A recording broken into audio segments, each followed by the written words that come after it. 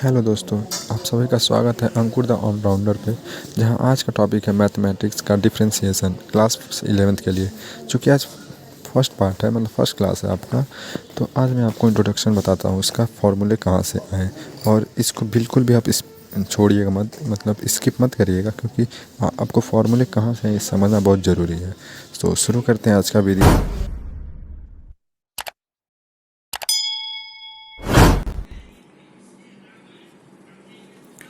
Differentiation, जिसको हिंदी में हम विभेदन भी कहते हैं, ये कहाँ से मॉडिफाई हुआ है। तो सबसे पहले हम मतलब केजी के ऊपर जब हम फर्स्ट सेकंड थर्ड में सब्ट्रैक्शन पढ़ाया गया, उसके बाद हमें डिवीजन पढ़ाया गया। सब्ट्रैक्शन क्या होता है?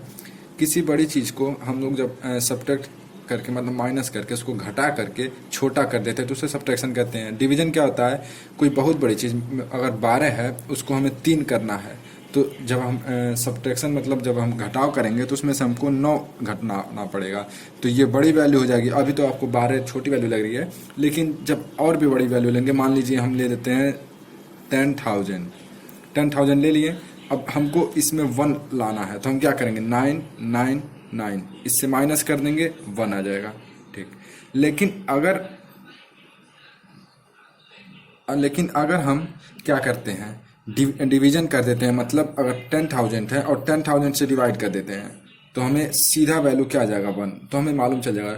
तो सब्ट्रैक्शन और डिवीजन क्या है? सब्ट्रैक्शन को मॉडिफाई करके हम डिवीजन बनाए हुए हैं। मतलब जब किसी बड़ी वैल्यू को एकदम छोटा करना रहता है तो हम डिवीजन का यूज करते हैं सब्ट्रैक्शन की जगह।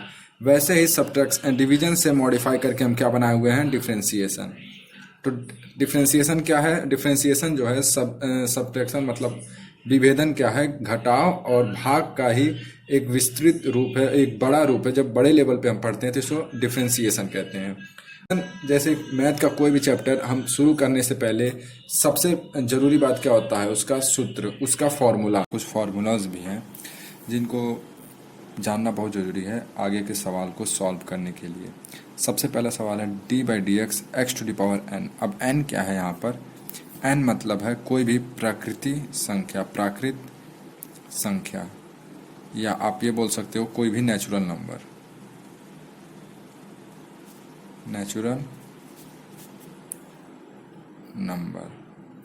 ठीक। अब नेचुरल नंबर क्या होते हैं? 1 2 3 से लेकर इनफाइनाइट तक।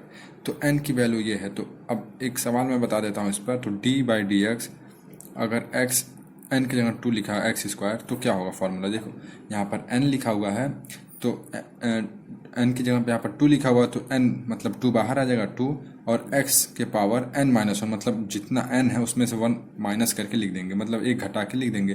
तो x के पावर अगर 2 लिखा है तो 2 बाहर आ जाएगा, मतलब 2 आगे आ जाएगा, 2 x का उतर जाएगा क्योंकि x यहाँ पर है, और अब n-1 मतलब जो ऊपर वैल्यू रहती है, जो ऊपर पावर है, उसमें से एक घटा देंगे, तो 2 - 1, तो क्या आ जाएगा? 2x। ये हमारा हो जाएगा आंसर। ऐसे ही दूसरा फॉर्मूला है कि अगर मान लो कोई दो फंक्शन है, मतलब a के साथ x में और b के साथ, मतलब इसका भी एग्जांपल ले देता हूँ। अगर d/dx है 2x + 1, तो इसको कैसे करेंगे? तो बारी बारी, पहले d/dx 2x के साथ आ जाएगा, फिर प्लस d/dx किसके साथ आ जाएगा? 1 के साथ आ जाएगा। ठीक। अब उसके बाद देखो थर्ड फॉर्मूला इसी में आ जाएगा। क्या?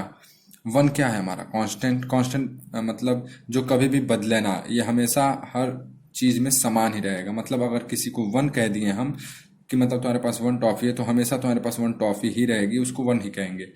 तो अब इसका मतलब कि ये कांस्टेंट, और कांस्टेंट यहाँ पर हम डिनोट किससे किए? ए से। जहाँ पर लिखे ए कांस्टेंट है, इसका मतलब है अगर यहाँ पर देखिए, सॉरी लिख नहीं रहा था। तो डिफ्रेंसिएशन ऑफ ए, अगर ए कोई कांस्टेंट है, उसका डिफ्रेंसिएशन मतलब उसका विभेदन करेंगे, तो वैल्यू क्या आएगी हमारी? जो हमारा मतलब आंसर आएगा वो क्या आएगा? 0। अब यहाँ पर देखें तो 1 क्या है? 1 हमारा कांस्टेंट, हमारा समान नंबर है, तो क्या हो जाएगा? ये 0 हो जाएगा। तो इसकी वैल्यू तो 0 हो गई। ठीक। अब देखो, जब कांस्टेंट और वेरिएबल मतलब कह सकते हो जो हमेशा चेंज होता है, मतलब x की वैल्यू कुछ भी मांग सकते हो, 1 मांग सकते हैं, कभी 2 मान सकते हैं, 2 की वैल्यू कभी चेंज नहीं होगी। तब क्या होता है? 2 जो है वो बाहर आ जाता है, मतलब डिफ्रेंसिएशन नहीं होता है 2 का।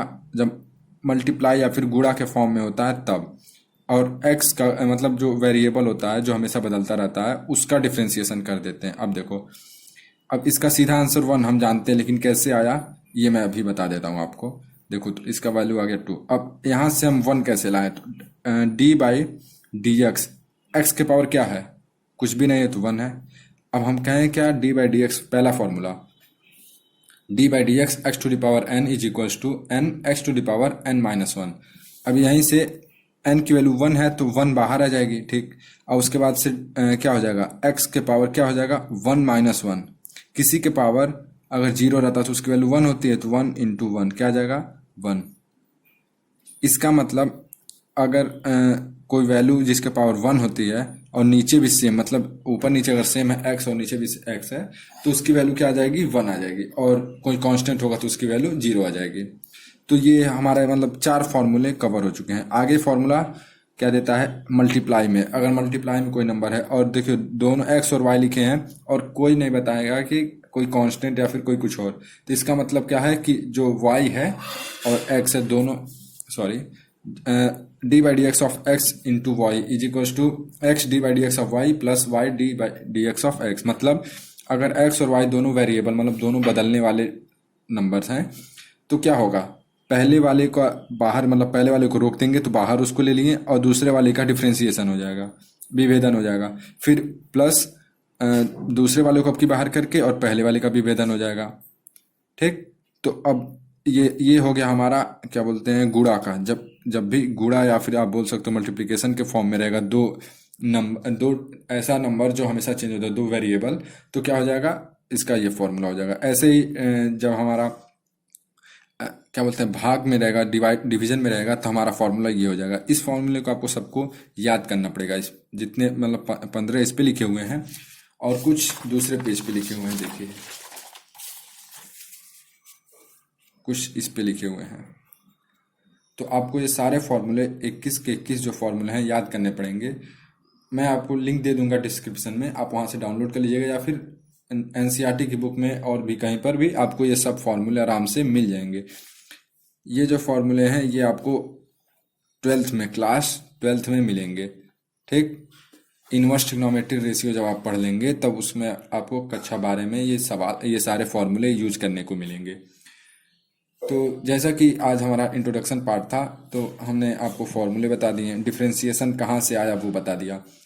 थोड़ा सा सवाल कर लेते हैं। पहली एक्सरसाइज जो 13.2 एक्सरसाइज है एनसीईआरटी में 312 पेज पे, उसको आज हम लोग कर लेते हैं, ठीक।